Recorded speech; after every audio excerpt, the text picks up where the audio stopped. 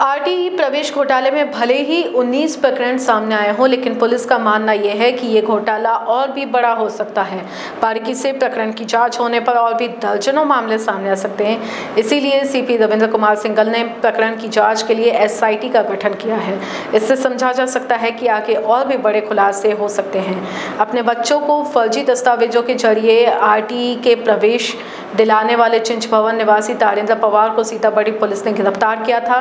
बुधवार को उसे न्यायालय में पेश किया गया, जिसके बाद अदालत ने उसे 4 दिन की पुलिस हिरासत में रखने का आदेश दिया है।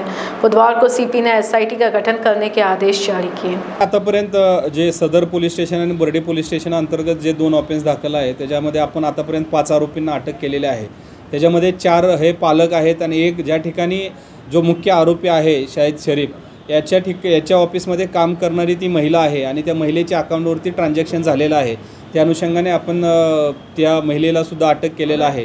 जे इतर आरोपी फरार आरोपी आहेत ते सुद्धा आपण शोध चालू आहे आणि पुन्हा एकदा आपण त्या फरार आरोपीचे हाऊस सर्च केल्यानंतर त्या ठिकाणी सुद्धा मोठ्या प्रमाणावर आधार कार्ड, जातीचे दाखले, जन्माचे दाखले, ॲडमिशन फॉर्म असे मिळून आलेले आहे। हे मोठ्या प्रमाणात तर कुठेतरी रॅकेट त्यांनी चालवल्याचं प्राथमिकदृष्ट्या दिसून येते।